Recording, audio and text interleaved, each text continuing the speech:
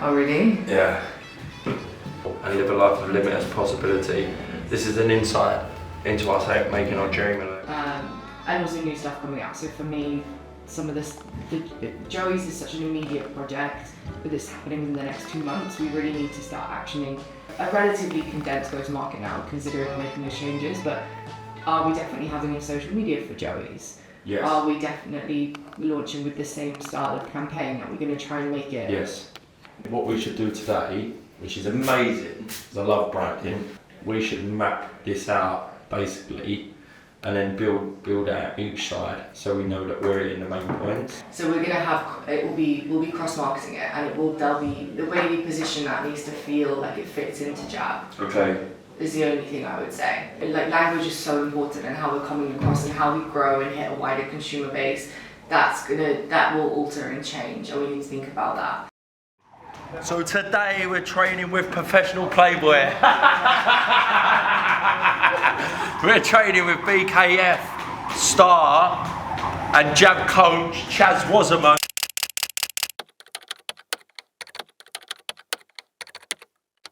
Introducing to you first, fighting out of the red corner. Tonight he wears gray and white. He stands 6 feet 2 inches tall. His official weight, an even 185 pounds. Tonight he toes the line in the squared circle, ready for bare-knuckle fight number 4. Fighting out of Johannesburg, South Africa, here is Chaz Bad News Wasserman. Oh man, honestly, I went and watched him fight a few months ago. It blew me away a little bit. It's fucking so brutal, and they are tough bastards. So today we're going to be training with Chaz. We're going to do a little bit of bad work. Chaz is going to lead you into an insight into how he runs his camp, how he eats, how he lives when he's getting ready to fight. Chaz, out of all the sports you can go into in the fighting world, why did you choose bare-knuckle? So, let me just give you a bit of context about my background. I basically started boxing when I was 11 years old. You know, from there I turned pro when I was 19 years old into, your traditional boxing. I fought for a few years. I had about 4 pro boxing fights. Then I transitioned into the MMA game, because I wanted to change things up a little bit. And then I went back to traditional boxing. I had a further another 2 fights over here in the UK, boxing, and then I got the phone call for bare-knuckle. And at first I was hesitant, but then I was like, you know what? I did my background check on BKFC, and I saw, what a platform, phenomenal. So I was like, you know what? There's not many people in this world that can turn around and say they've done boxing at a high level, MMA at a high level professionally, and then now bare-knuckle. So I was like, why not? And if I can, why not? I've got the opportunity. So then I transitioned into bare-knuckle.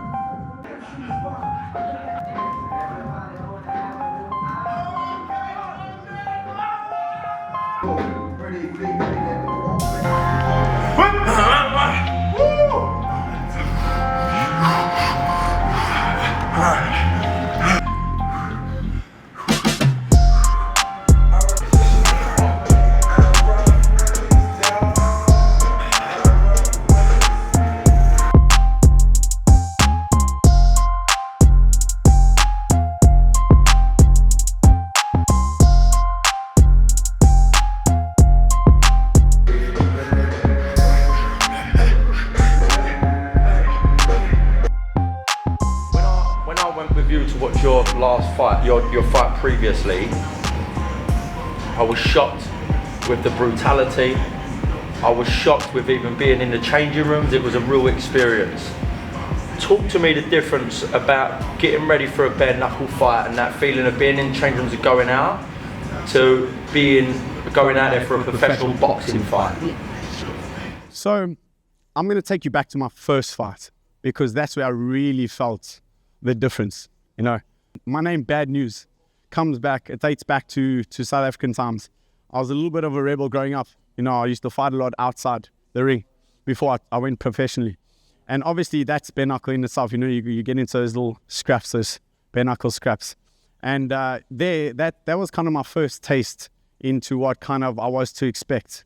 Do you know what I mean? So when leading up to my first bare-knuckle fight, I had to take myself back to that almost.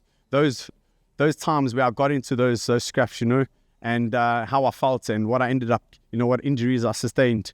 But that still then didn't even prepare me for what I saw. I was in the change room, and I think I was like the third or fourth fight from the first one. And I was obviously, you get your nerves before any kind of fight. But then it was after the first fight, the fighter came back into the change room. And when I saw what he looked like, I had a knot in my stomach. I wanted to throw up. I literally wanted to throw up because that's when it got real. Because then when I saw, you're not just fighting guys in the pub, in the backyard. You're fighting the most elite fighters in the world, skilled fighters who have trained in 10, 12-week camps, whatever, who are prepared to obviously, cause as much harm as possible. But it was him coming in to that change room, seeing what his face looked like, knowing what the real dangers were. And that's where it got real for me. So that feeling was overwhelming. Like I said, I wanted to throw up. I wanted to get sick. But yeah, needless to say, I think once I got in there, I just had to take myself back and just be like, you know what? You just got to come to terms. You have to make peace with the fact that you're either going to get knocked out, something's going to break, and you're going to bleed.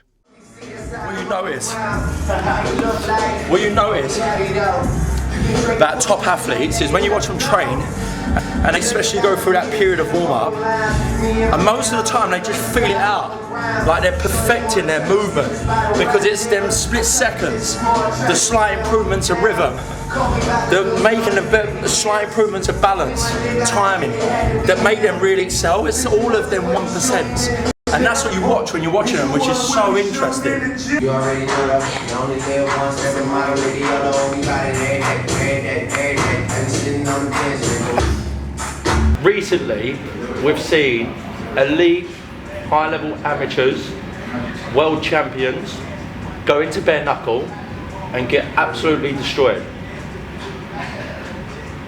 What is the difference between professional boxing and bare knuckle fighting? So funny you say that, George. Like you said, you've got a lot of these world-class professionals and amateurs transition across to bare knuckle. And I don't know if you watched my last fight press conference. There was big talk around it, big trash talk, everything. He had a record of 27 fights, 2 losses. World champion boxer. Jeremy holding multiple titles. But like I said to him, it's not boxing, because it's not, and as you saw when you came to my previous fight, it's who gets on who first, who catches who first at the end of the day, and it's brutal. The thing about a glove is, you can get rocked and weather it. When you get tagged with the bare fist, the bare knuckle, it's different. It's different. It goes right through you. Not many can stand. That's why the fights don't last long. Do you know what I mean? That's why you don't see many fights going the 5 rounds. Very few fights come out the first round, because one, they either don't have the heart to see it through, or 2, they get stopped very early, get knocked out. But it's different when you get tagged and you get hit and you start seeing the blood pouring from your face. It's just different. People aren't used to that. And with a glove, you can defend, and when you can take shots, it's basically like you got a pillow on your hands. You know what I mean? Even if you defend in bare knuckle, it goes right through you. You feel everything. And the thing is, people aren't ready for that kind of pain. My first fight, I had a 5-round war. My ear was in half. I had 47 stitches. You know what I mean? Like, both my eyes were closed. My lip was split, both under my eyes and top of my eyes. Do you know what I mean? I could barely see out of my eyes. And that's where you find out who you are when you're in the deep end. And that kind of pain, it's just people aren't used to it. But so it's different to boxing. You're not boxing for points. You're not tapping. You know what I mean? You're going in and you've got to get stuck in. The difference with boxing and bare knuckle is there's an inside clinch game, which not a lot of people are used to. Like, for instance, look at some of the world-class boxers that have transitioned and come over.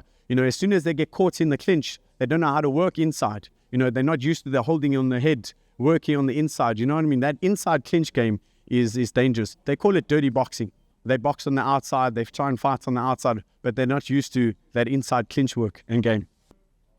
A ideal camp for me is 10 weeks. I would say between 8 and 10. I like to say 10 weeks because purely I spend 2 weeks taking my time to get nice and fit, and then I work hard for 8 weeks. Do you know what I mean? So that's what I like to do. That's a personal preference. Other guys like to stick to an 8-week camp, but that's just my personal preference. Within that 8-week camp, we've got a mix of S&C, so strength and conditioning. I involve sprints. I don't run my long distance running, I kind of keep to a minimum between once or twice a week because it's a sprint, isn't it? We've got 5 2-minute rounds, so it's a sprint. That's why I focus more on sprints than I do long distance running. And then, like I said, I've got in between that we've got sparring twice a week, and then you've got 2 strength and conditioning sessions a week, and then in between that you've got technical work, pad work, all that kind of stuff. So that's and then obviously we start with when we spar. Obviously you start with 16-ounce gloves, depending on the people. I like to spar your boxes to stay nice and sharp, and then I like to translate. I go into MMA guys, because that's a little bit more scrappier, and also they know how to work on the inside, the clinch. Giving my secrets away. But yeah, so then obviously as we go further on and closer into the towards the fight, we bring the gloves down. So you go to 12-ounce, 8-ounce, and that's what we spar in 8-ounce MMA gloves, and we start hitting, and we hit pads about 2-3 weeks. We use either your 4-ounce gloves or just your wraps. My boxing coach, I've got my nutritional coach. My nutritional coach is based in America. She helps with a lot of the UFC guys out. So the last thing I want to do is think about anything in camp. All I want to do is stay sharp. So I've got a program which I follow. Obviously, any dietary requirements I relay to her, and then obviously she formalizes a nutrition, like a thing for me throughout the 8 to 10 weeks. So basically, she makes sure I hit all my macros. But then with that being said, I take that information and I pass it on to a meal prep company. And they obviously, they sort my meals out personally. They personalize all my meals. So the way you're talking about my weight cut. So my weight cuts, it depends. It depends on what kind of camp I have. So if I have a really good camp, I like to gradually cut the weight naturally.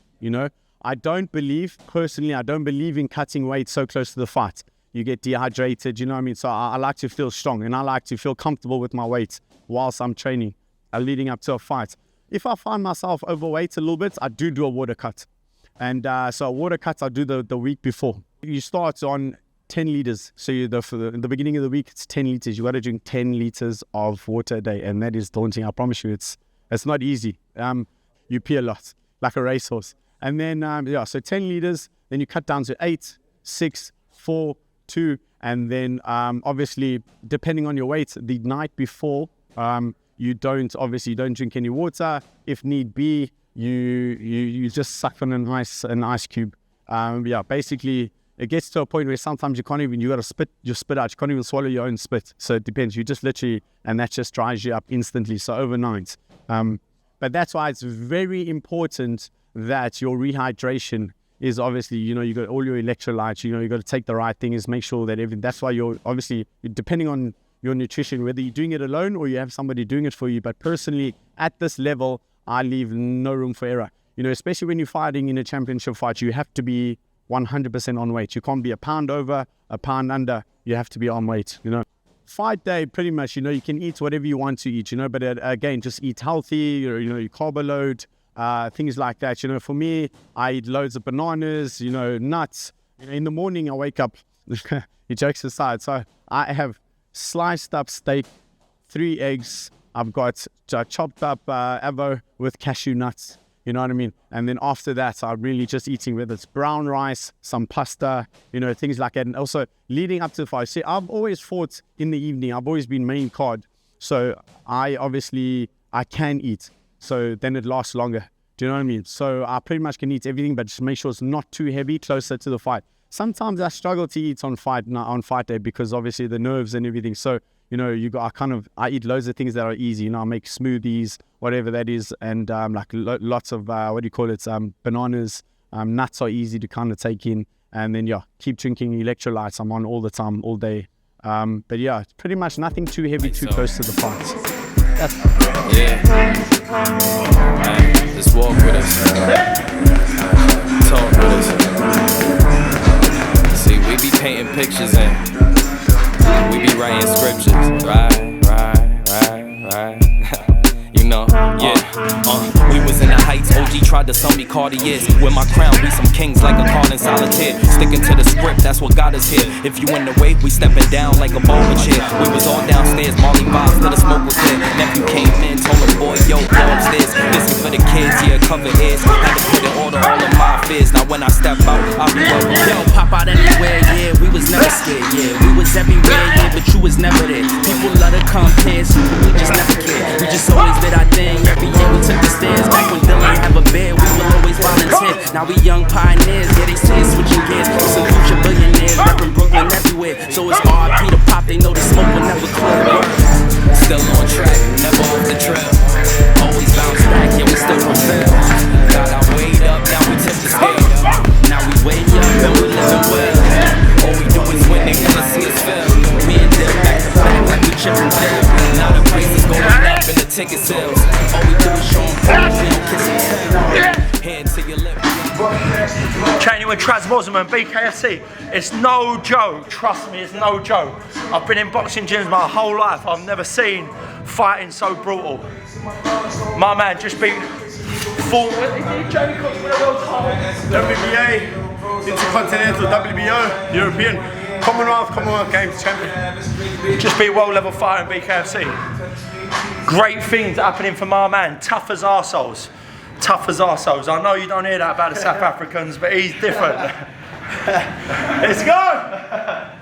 Difference in this fight, where you had a big challenge, yeah, and you was the underdog, compared to your last fight. I see a level of focus in you that I haven't seen from you before. Tell me how being an underdog really made you hyper-focused, which allowed you to perform under the lights. You know, I find, thank you, George, for asking that. I think for me, I was a massive underdog, huge underdog. Believe it or not, they gave me 16% chance of winning. That were the odds. Can you believe it? So, which is wild, because if you look at all my fights, I mean, how do you even get that? I've fought nothing but champions. If you look at my record, you know, I've fought the most respected in BKFC at the moment. Do you know what I mean? I've shied away from nobody. But with that being said, I think it was very unfortunate you were there. My last fight, you know, great opponent, ex-BKFC champion, BKB, BYB champion, British champion. You know, I handled him the first round. Second round, I got into a clinch and I rolled out and my rib popped out of nowhere. And yeah, needless to say, I dropped my hands, he capitalized and I got knocked out. The fight before that, I tore my trapeze and I took a knee at 10 counts because I had no left arm. You know, so again, that was 2 losses. So coming into this fight, another big name, very big name in British boxing, as you know, I just couldn't afford to lose. So I think I just had to, I dialed myself in and I gave myself no other way out but winning. You know, whether, you know, I know this is quite brutal to say, but you would have to kill me, you know, otherwise, because that's the mentality I had. I had to take that on. And I was like, I refused because my team as well, I've got such a great team stuck by me and I just refused to face another loss with them, you know what I mean? So I not only did it for myself, but for them.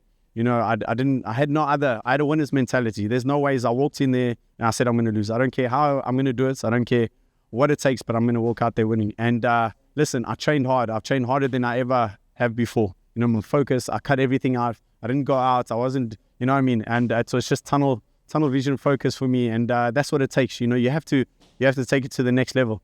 And yeah, I've never been more focused in my life. It was one of the best training camps I've ever had. I sparred some of the best in the world. So I left no stone unturned. So yeah, it was definitely, I had to step it up. It was a do or die fight for me. You know, the last thing I wanted to do was face another loss. And yeah, with that being said, it's put us in the driving seat now. A clear example, my last fights, I didn't have a mentality. Look what happened. You know, the fight after that, I had that mentality. It's everything. I think, you know, especially at this level and on this stage, you really need to tap into that next level and you really have to be all in. It's all in, all focus, no distractions. Again, like I said, at this level, fighting the fighters that we face, there's no chances. Do you know what I mean? You have to be 100% committed to everything, to training, and you've got to live the life. You know, it's a life that you have to live. You have to breathe, eat, sleep the sport. And if you really want to be a champion, That's what it takes. That's good work. Now get up and give him like a spud or something. Alright, thanks guys, that was great. Chaz was such a